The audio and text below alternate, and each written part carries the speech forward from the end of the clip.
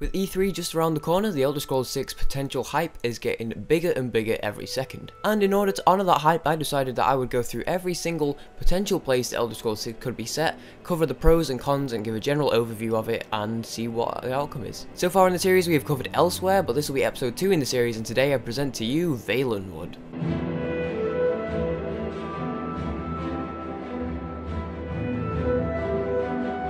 Now I decided to do Valenwood and Elsewhere back to back because although Valenwood is the smallest province by square feet, I realised that a lot of people seem to want Elsewhere and Valenwood put together, including myself. I think Elsewhere and Valenwood will fit perfectly together in one game, so I wanted to talk to these back to back, but I do realise after doing some research and reading about it a lot more that there is still quite a lot to talk about and quite a lot going on there. But first, what actually is Valenwood? Well, let me tell you. So Valenwood is a province located just southwest of the Cyrodiil area, as well as just east of Elsewhere. It is a very dense plant and forested area, a lot of rainforest, a lot of green and all that sort of stuff going on, but it is the home of the Wood Elves, as you can imagine, you know, hence the woods and stuff.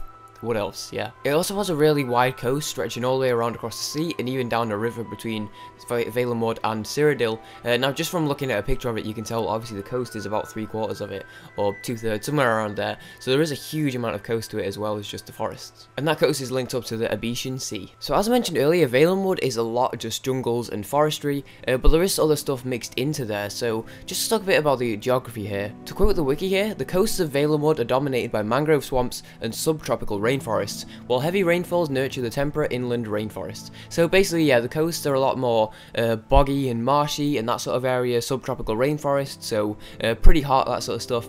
And then the mainland is more just like dense rainforests and that sort of stuff. So yeah, the coastal area is a lot hotter, a lot more closer to being tropical, you know, marshy, that sort of stuff. But as you go more into the mainland, it's more rainforesty, with the rain being what controls it, a lot cooler as well, and that's the more inhabited area. Although a lot of the area is uninhabited just because it's so dense. So Valenwood is described as a sea of endless green, a maze of foliage with half-hidden cities growing like blooms from a flower. It's full of plenty of plants and foliage that we haven't seen in the previous games, such as the Nabmika redwort, which is a herb grown by the residents of Valenwood, just because it's really beautiful, really nice to look at. It's about 3 feet high, and feathery and red, and it's just really nice to look at, and that can give you certain charms and magical abilities, and just really good things like that. So there's a lot going on as far as plants go, and I know in previous games, plants, people don't seem to bother with those that much. You can obviously do chemistry and stuff with them and, you know, make potions and all that, but this game has a lot of potential as far as they go, but we'll talk more on that later. So as far as who is actually living there, as I mentioned earlier, this is the homeland of the Bosmer, i.e. the Wood Elves,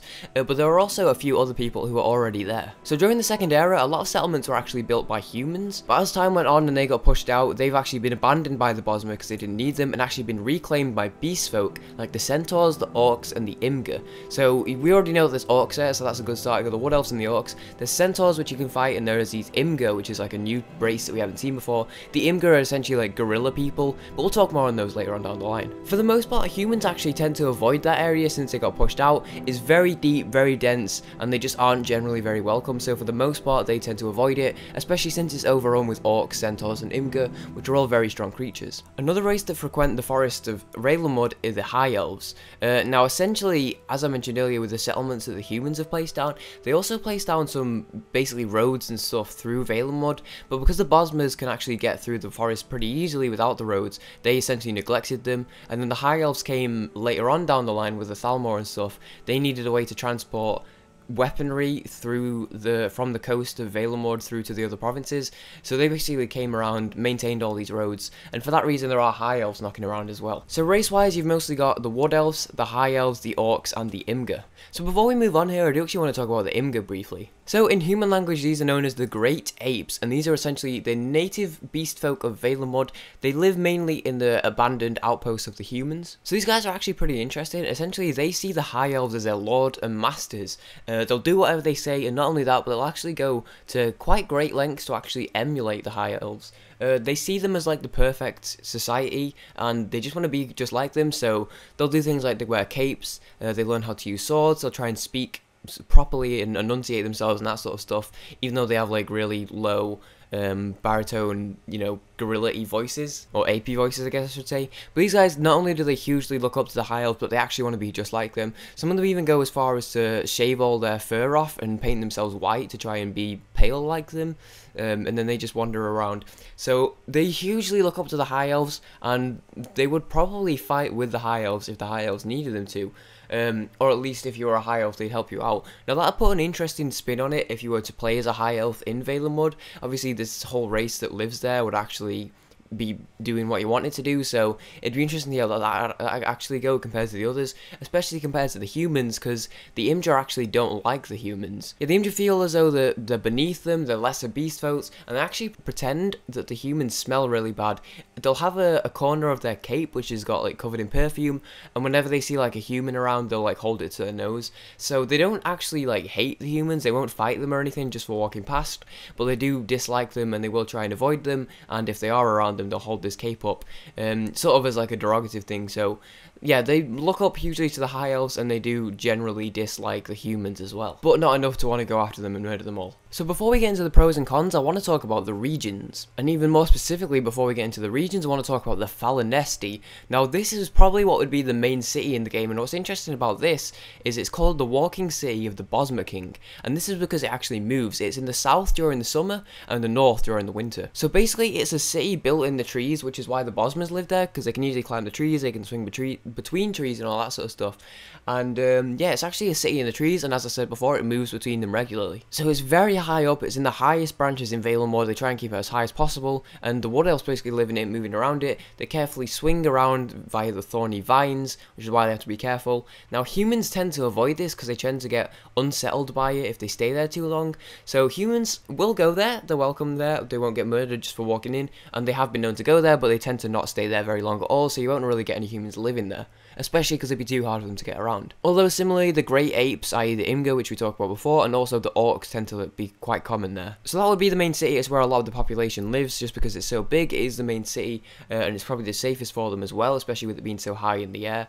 Yeah. But as far as the actual regions go, it's essentially split into 4 quarters. So you've got Grahtwood is the southeastern portion of Valenwood, which is home to most of the Graht Oaks of any other region, which makes it a dense, humid jungle climate. The Graht Oaks are essentially really tall trees which are allowed to move around thanks to magic. They house a lot of the Bosmer settlements and stuff. So Grahtwood, besides obviously Valenwood, which is moves from the north to the south between the seasons, Grahtwood is actually going to be the other place you'll find most of the population of the Bosmer, because this is where most of the Graht Oaks are. There's more Graht Oaks in this region than any other for sure, and as I said before, basically because of that it makes it a really dense jungle. So yeah, that's where the Graht Oaks are. They move around, and that's where you'll find a lot of the settlements and stuff. Then you've got Greenshade, which is the southwestern portion of Valenwood. That's filmed with a lot of green plains and luscious rivers. That's the more flat area in the province. You've got Malabal Tor, which is the northwestern portion of Valenwood. This is the bit which borders Cyrodiil, it borders the Gold Coast, but the border is mainly just the Strid River. Yeah, as opposed to having an actual border, it's mainly just bordered by the river. But this area is actually filled mainly with a lot of tall trees and shrubbery, which basically means that the forest floor, although it is quite flat, is mainly just covered in shade. And then lastly, you got the Reaper's March. This is the northeastern portion of Valenwood. This is shared a lot with elsewhere. Reaper's March is not only in Valenwood, but Reaper's March is also an area in elsewhere. It's actually called Reaper's March because since the fall of the Riemann Empire, there was so much violent combat and just bloody warfare and violence going on there that the inhabitants started actually calling it Reaper's March. It used to be called Northern Valenwood, but they changed it just because of all the violence that happened there. But yeah, this is because it's coupled with elsewhere, this is more of a savanna area, so it's a lot flatter, a lot drier, and there is a lot of rocky terrain there, a bit sandy, and this is probably the one portion of all of Valenwood that isn't just completely foresty. This is the flatter, more savanna-y area, coupling along with elsewhere. So what is there as far as pros and cons go? Well, pros, there's the usual that this is really unexplored. Now, this entire province was actually explorable in the Elder Scrolls Online, but since that was developed by different people and just it's not really fully canon, for the most part people tend to disclude that from the series, which is why I will now. So I'll go ahead and say that we've only been able to explore this so far in Arena. Sorry, my bad. Lost my word in a bit there, but it's only been explorable in Arena so far, so it's very unexplored, assuming you haven't played Elder Scrolls Online, and obviously the detail was a lot lower on the Elder Scrolls Online. but as far as a full detailed modern day game goes, this will be a lot of fresh exploring to do. It's also very, very unique. If you look at the sort of the likes of Cyrodiil and Skyrim and even Morrowind to an extent, where it's a lot flatter, there's not a ton going on. Obviously there's the mountains in Skyrim and the mountains to the north of Cyrodiil, but it's very unique. With obviously we have the really tall moving trees. That's such a unique thing. At no point in the past have we had, or at least to my knowledge, fair enough, I should say I haven't played Morrowind. I'm playing that over the summer, just in case anyone was wondering. That'll be on the channel as well. Wink wink nudge nudge, keep an eye out for that. But yeah, it has cities in trees which move around. These are the Gratoaks, and obviously that was the massive city as well. So this is a really unique thing which we haven't really been around before, so it would make it pretty interesting. It also is home to the Imga, which is more of a small point, but this is a race which we've never experienced before. So this could be very interesting and very new to us to be able to see what these guys are like, especially coming at them from different perspectives, i.e. being a human and like a Nord or a Redguard and having to be disliked by them compared to being a High Elf and being, you know, loved by them. So they'd be interesting to play around with. You could maybe win them over. This could be like sort of where the game splits into two. You could go on their side and try and fight with them, or you could go against them, you know, something like that. It's just an idea, but it does give some potential for some new stuff. Next up, there is a potential to link it with elsewhere. Now, as I said way back at the start of the video, a lot of people have been saying that they'd like to see Valenwood and Elsewhere together. Me being one of those people, just because I think Elsewhere's really good, but I think it needs a little bit more variety, and Valenwood is so small that I don't think it'd work by itself, which is a pro, it was a con, sorry, I'll talk about in a second. So I think linking those two together would work so well. Now, there is such a thing as scaling, so they could easily, even though it's small, make it feel like it's big enough to be in the game, or, you know, the same thing with Elsewhere even, but I don't know, I think they wouldn't need to do that if they just put them together, and I think the variety would mix in very well. Especially since Valenwood is dominated by a specific amount of races, Elsewhere would open that up a bit too, you know, making the Khajiit as well. The Khajiit, I haven't mentioned the Khajiit at any point in this video so far, just because they haven't come up, you know, they don't go there, they don't live there, they're not really around because they're already in Elsewhere, so if you link those together, that automatically adds in a whole race. And the Redguard love Elsewhere as well. I know they're from Hammerfell, but they do quite like Elsewhere, so that gives you an opening then for the Redguard and the Khajiit. But yeah, just to round it up, it's basically just the potential of being able to explore new areas, the potential of all this quest potential, and, you know, the Imga and all that sort of stuff. There's just a lot that could happen. So moving on to the cons now, obviously the biggest one would probably be the size. Now, as I mentioned earlier, there is scaling, but I think if they wanted to scale it up to the size of that of something like Skyrim or Cyrodiil, they'd have to make it like twice the size, and then I feel like it'd be a bit drawn out.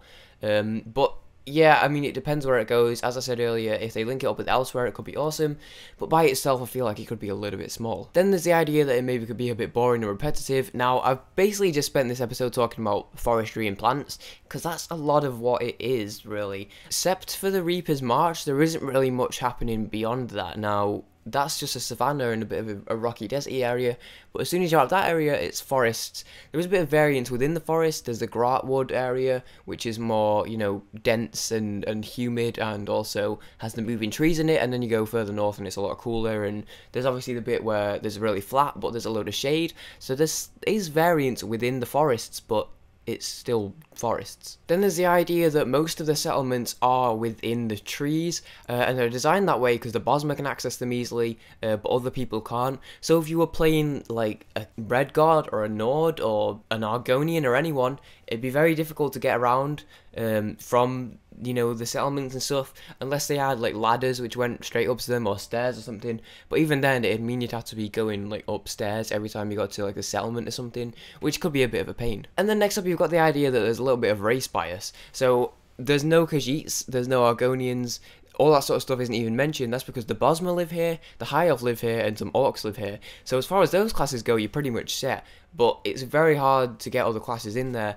The humans, I've said, they do go there. They're welcome in the capital city, as long as, you know, they don't stay too long, because it just unsettles themselves, although they are welcome. And similarly, they're welcome in most places. It's just a case of, you know, the Imga don't like them, and the Imga have taken up a lot of the settlements on the ground, so the best bet is basically to be in the air, and then that's not even that convenient for them. So if you're playing as a human class, you're going to have a pretty tough time. If you're playing as a Khajiit or an Argonian, you're not necessarily going to have the worst time, but you've got to bear in mind the fact that if you're playing as a High Elf, there's a whole race of monkey people there who are going to listen to your every command. So, I don't know, I think it could be a bit biased compared as, you know, you're playing as an High Elf and then the monkey people love you. You're playing as a Redguard, the monkey people think you smell. which is a little bit racist. But, you know, that I just think it's a tough one. They can still have all the classes in there. I feel like it shouldn't be too hard to write them in there. It's not like with Akavir, where it's like, oh, they have to get an entire, you know, 8 races of people even onto the island in the first place. With this, it's not too bad. You know, they could go there, that'd be fine. But it's just a case of, would it be biased when they were there as to what you were playing? Because I like the idea of not mattering what I play. I like to be like, I play Orc most of the time, but I like to be like, hey, if I want to play Khajiit, I'll play Khajiit. To me, the bonuses and all that sort of stuff don't really matter. So I feel like if it went as far as to say, hey, you know, if you play a High Elf, you're going to be significantly better off than if you play a Nord, then, or an Imperial even, then I'm not a huge fan of that. There's also very little going on in the way of factions, just because there's very little going on in the way of, well, people. But on the whole, I'm going to rate this a very difficult to pull off out of 10. And the reason why I say that is because by itself, I feel like the cons against it are way too big to work out. The fact that you have to be on the ground all the time, but all the settlements in the air, or at least a lot of the settlements are in the air. The fact that one of the main races that live there is going to dislike you, but is going to really like other races. And the fact that it's just a lot of the same thing, to me, they just add up together to make it not a great thing by itself. However, I think this could be perfect if they link it up with Elsewhere, and if they make the game just Elsewhere without Valenwood, they'll be missing such an opportunity. By itself, it's too small, it's too repetitive, and it won't work. But if they link it up with Elsewhere, Elsewhere works by itself, so adding this just gives it more. Adding them together now makes it roughly the size of that of Cyrodiil, so it makes it a good size, it makes it big, there's a ton to explore, there's huge variety going from the forests and the different forest types over to the deserts and the rocky mountainy types.